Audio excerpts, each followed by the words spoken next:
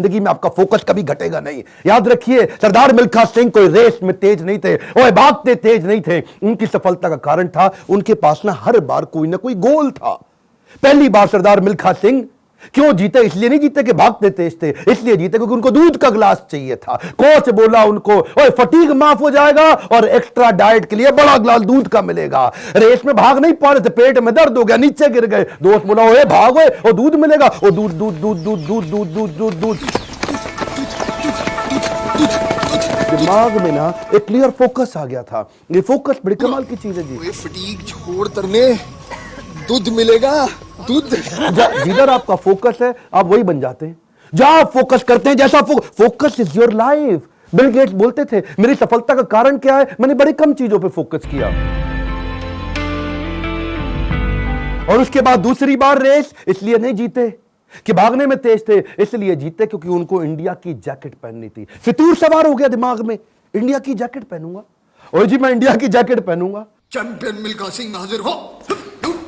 थप्पड़ खाया इस चक्कर में, बेइज्जती सही इस चक्कर में, बाद में कई लोगों ने उनको पीटा भी, घपाव में घाव हो गए। सबने मना किया रेस में मत भाग, लेकिन इंडिया की जैकेट, इंडिया की जैकेट। दिमाग में फितूर सवार हो गया, इंडिया की जैकेट चाहिए। त्रासदी ये नहीं कि आप गोल अचीव नहीं कर पाए, आपसे बात कर रहा हूं। आपकी जिंदगी की त्रासदी ये नहीं है कि आप गोल नहीं अचीव कर पाए, आपकी जिंदगी की त्रासदी तो यह कि आप कभी गोल ही नहीं बना पाए। सरदार मिल्खा सिंह हर बार जीते थे क्योंकि दिमाग में गोल क्लियर हो गया था। तीसरी बार फिर रेस कब जीते वो जानते हैं? पाकिस्तान में हरा करके आए थे रेस वो।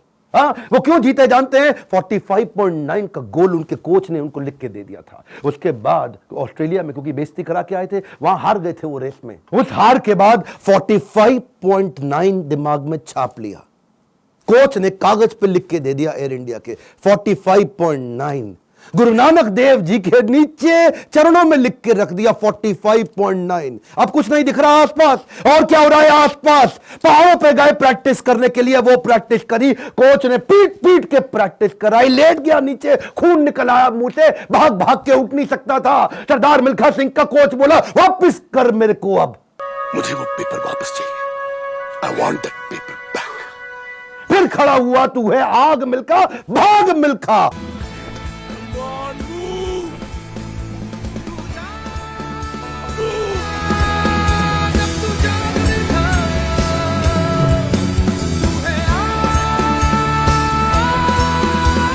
मेरा आपसे क्वेश्चन है, आपका 45.9 क्या है?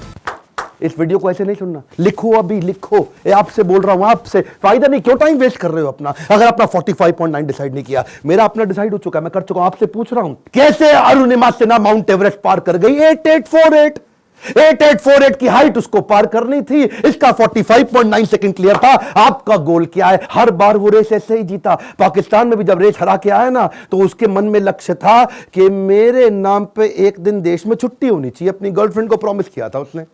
तू देखना बीरो, एक दिन तेरे मिल्खा के नाम पे भी छुट्टी होगी। वो गोल क्लियर हो गया ना दिमाग में, है जी। पाकिस्तान में जाकर के हरा करके, और ऐसा हराया, फ्लाइंग सिख का नाम पड़ा उसका। अब मिल्खा सिंह का दूसरा लेसन पकड़ते हैं, आइडेंटिफिकेशन ऑफ डिस्ट्रैक्शन। ऑस्ट्रेलिया में प्री क्वालिफाइंग रेस में हार गया था। जानते हैं क्यों? क्योंकि ऑस्ट्रेलिया पहली बार गया था, गोरी गोरी मेमे देखी थी, डिस्ट्रैक्शन हो गया।